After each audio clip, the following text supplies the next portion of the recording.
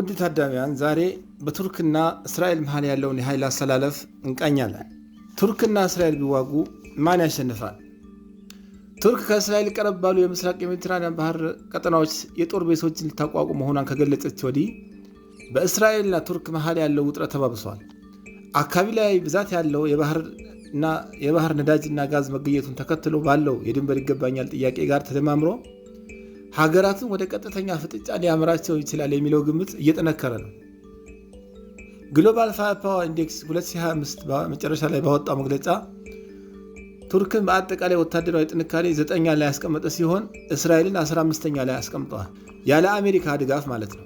አንዳንድ ኳሊቲያቸው ከፍ ያሉ መሳሪያዎች እስራኤል ከአሜሪካ በቀጥታ ማግኘቷ እንደ አድቫንቴጅ የታየላት ሲሆን ሆኖም ቱርክ ካላት ትልቅ ሀገርነትና ብዛት ታካክሰዋለች ተብሎ ይጠበቃል። ያ ማለት ጦርነቱ ቀናት አስቆጥሮ እየተጋጋመ ሲሄድ ቱርክ የተሻለ አድቫንቴጅ አላት። ጠቅላላ ወታደራዊ ግምገማው አንደኛ የቱርክ ምድር ጦር። የቱርክ እግረኛ ሰራዊት አጠቃላይ ብዛት 514850 ግዳጅ ላይ የተሰማሩ አክቲቭ ወታደሮችና 378000 በላይ ተጣዋቂ የሰራዊት አባላትን ያካትታል። በሌላ በኩል እስራኤል 170,000 አክቲቭ ወታደሮችና 465000 ተጣዋቂ የሰራዊት አባላት አሏት። ያ ደግሞ ቱርክ ካላት አጠቃላይ እግረኛ ያነሰ ነው። ቱርክ እግረኛ ላይ ያላት የበላይነት ወደ ቀጥታ ምናባዊ ግጭት ቢያመሩ በተራዘመ ውጊያ የቱርክ ምድር ጦር የበላይነት እንዲኖረው ሊያደርግ ይችላል። ሌላው የቱርክ እግረኛ አድቫንቴጅ እንደ ፋውንዴሽን ፎር ዲፌንስ ኦፍ ዲሞክራቲክ ሃይላይት የተባለ ተቋም መሰረት አብዛኛው የቱርክ እግረኛ ጦር የሚጠቀመው መሳሪያ እዛው ሀገር ውስጥ የሚመረት ኢንዲጂነስ መሳሪያ መሆኑ ነው። ከነዛ መሳሪያዎች ውስጥ አድቫንስድ የሆኑ ታንኮች፣ ብረት ለበስ የጦር ተሽከርካሪዎች፣ ጸረ ታንኮች፣ መድፎች የመሳሰሉት ይገኙበታል። የሎጂስቲክስ አቅሟ ጥገኛ አለመሆኑና ራሱን የቻለ ሀገር በቀል የአቅርቦት ፍሰት ያለው መሆኑ ሌላኛው የቱርክ እግረኛ አድቫንቴጅ ነው። በሌላ በኩል በአሜሪካና የአውሮፓ አጋሮቿ በብዛት ለእስራኤል እግረኛ የሚቀርበው ከርቀት ኢላማቸውን ጠብቀው ቴክኖሎጂካሊ አድቫንስድ መሳሪያ አይነትና ብዛት በውጊያው የመጀመሪያ ጥቂት ጊዜያት የቱርክን ወታደራዊ ግስጋሴ ሊገታና ሊያሰናክል ይችላል።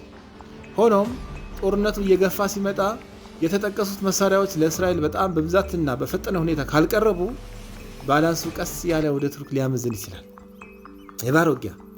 የቱርክ ባህር ኃይል ግዙፍና ዘመናዊ ከሚባሉ የዓለም ሀገራት ባህር ኃይሎች አንዱ ነው። እንደ ዳይሬክተር ኦፍ ሞደርን ሚሊታሪ ዋርሺፕስ 2025 ዳታ ቱርክ ከ90 በላይ አክቲቭ የሆኑ እንደ ፍሪጌትስ፣ ኮርቬትስ እና ባህር ሰርጓጅ የመሳሰሉ ግዙፍ የጦር መርከቦች አሏት። አሁንም በብዛት እያመረተችና እያሳደገች ትገኛለች። በ2025 የተቋሙ ዳታ ቱርክ ከዓለም 10ኛ ላይ ተቀምጣለች። የእስራኤል ባህር ኃይል ሲታይ በድምሩ ከ59 በላይ የተጠቀሱት አይነት ግዙፍ መርከቦች አሉት። አብዛኛው የእስራኤል ባህር ኃይል ጠረፍ ለመቆጣጠር ከጥቃት ለመከላከልና የባህር ሰርጓጅ ጥቃት ዘመቻዎችን ለመፈጸም ያለሙ ናቸው። ሆኖም በገላጣ ባህር ላይ ለሚካሄዱ የፊት ለፊት ሰፋፊ ጦርነቶች የቱርክን ያህል አቅም ያላቸው አይደሉም። ስለሆነ እስራኤል ካላት ጠባብ የባህር ዳርቻ ወይም ባህር ክልል ጋር ተዳምሮ የቱርክ ጦር መርከቦች የእስራኤልን ባህር ሙሉ ለሙሉ ሊከቡ፣ ሊያንቁ፣ ሊያፍኑና አምፊቢየስ ጥቃት ሊያካሂዱ ይችላል። የናቫል ኤክስፐርቶች እንደሚገልጹት ቱርክ ሀገር ውስጥ የምትሰራቸው ግዙፍ ጦር መርከቦች ከቀን ቀን እየበዙ የተሻሻሉ እያደጉና እየዘመኑ ከመምጣታቸው ጋር ሲታይ ቱርክ ዋና የቀጠናው አጨቃጫቂ መስመሮችን በመቆጣጠር የእስራኤልን አቅርቦት ወጪ ገቢ ሰንሰለት ለመበጣጠስ ያስችላታል። አየር ኃይል። ወደ አየር ኃይል ሲመጣ የተለያዩ ተቃራኒ ነገሮች እናያለን። በጦር ጄት ብዛት ስናይ አፕግሬድ የሆኑ F-16 የጦር ጄቶችን ጨምሮ በድምሩ 570 የጦር ጄቶች አሏት ቱርክ። ሌላው ካን የተባለውና በ2026 መጀመሪያ ተሰርቶ ያልቃል ተብሎ የሚጠበቀው ፊርስት ጄኔሬሽን ሰው አልባ የጦር ጄት ነው። ይህ ቱርክ ውስጥ እየተሰራ የሚገኝ የጦር ጄት የዓለማችን የመጀመሪያው ፊርስት ጄኔሬሽን የሆነ ሰው አልባ ጦር ጄት ነው። ፎርብስ እና ኪ.ኤሮ ባሳተሙት ዝርዝር ገለጻ መሰረት እስራኤል በድምሩ 605 የጦር ጄቶች አሏት። ከነዛ ውስጥ F-35 ስቲልስ ጦር ጄትና F-15 ይገኙበታል። እነዚህ ሁለቱ ጦር ጄቶች ቱርክ ከአሜሪካ ለመግዛት ጠይቃ የነበረ ቢሆንም እስራኤል አሜሪካ የተጠቀሱት ዘመናዊ ጦር ጄቶች ለቱርክ እንዳትሸጥ ጫና በማድረጓ ለቱርክ ሳትሰጥ በመቅረቷ እስራኤል በኤቪኒክስ እና ኤሌክትሮኒክ ዋር ሲስተም ዙሪያ ከቱርክ የተሻለ አቋም ላይ ትገኛለች። ሆኖም አሜሪካ በዘርፍ ለእስራኤል ታይቶ በማይታወቅ ሁኔታ በገፍ ድጋፍ ማድረግ ካልቻለች በቀር እስራኤል በተጠቀሱት ሁለት የአየር ኃይል ዘርፎች ያላት የበላይነት በቱርክ የተራቀቀ ባይራክታርና የመሳሰሉ ድሮን ምርቶች ምክንያት ቱርክ ከፍተኛ የድሮን አንበጣ በማሰማራት ልትስራው ትችላለች። ከዚህ ቀደም ከታዩ ሁኔታዎች ለምሳሌ ቱርክ የበሻር አልአሰድ ኢራንና ራሽያ የአየር የበላይነት ሰሜን ሶሪያ ላይ እንዴት እንደሸረሸረች ሲታይና የራሽያን ፓንሲር አየር መቃወሚያ ሊቢያ ላይ እንዴት እንዳደረገች ሲታይ የቱርክ አየር ኃይል ሳቹሬሽን ታክቲክ የእስራኤልን አየር መቃወሚያ ስርዓት በቀላሉ ሊሰብር እንደሚችል መገመት ይቻላል። በዚህም የእስራኤልን ከሰማይ ሊቆጣጠር ይችላል። ኢኮኖሚ ወደ ኢኮኖሚያዊ ኢንዱስትሪ ምርቶች መሰረቶች ስንመጣ ቱርክ ለረጅም ጊዜ ጦርነት ፍጹም የበላይነት አላት። በ2025 የቱርክ መከላከያ ሰራዊት ከታጠቃቸው ወታደራዊ ትጥቆች ውስጥ ከ80% በላይ ሀገር ውስጥ የተመረቱ ነበሩ። ስለዚህ ለረጅም ጊዜ ማዕቀብና አፈና በተሻለ መቋቋም ትችላለች። እስራኤል በመከላከያ ሃይቴክ ዘርፍ ብዙ የኢኖቬሽን ስራዎች ቢኖሯትም መሳሪያ ለማምረት የሚጠቀማቸው ቁሳቁሶችና ጥሬ ዕቃዎች በብዛት ከውጭ ተገዝተው የሚገቡ ናቸው። የሲፕሪ አርምስ ትሬድ ዳታቤዝ እንደሚያሳየው የቱርክ መሳሪያ ኤክስፖርት በጣም እየጨመረ ሲሆን እስራኤል የምትልከው መሳሪያ ኤክስፖርት መጠን በቱርክ ፍጥነት እያደገ አይደለም። ስለሆነም ያለ አሜሪካ እርዳታ የእስራኤል መሳሪያ ክምችት ቶሎ እልም ብሎ ሊያልቅ ይችላል። ስለሆነ ለተራዘመ ጦርነት ቱርክ የተሻለ አቅም አላት። ጂኦፖለቲክስ ከጂኦፖለቲካዊ አንጻር ስንቃኝ ቱርክ የተሻለ አቋም ላይ ያለች ሲሆን እስራኤል ከቀጠናው ሀገራት አንጻራዊ ባዳነቷ ከፍ ያለ ነው። በዚህም እስራኤል በአሜሪካ መታዘዝ ግድ ሊላት ይችላል።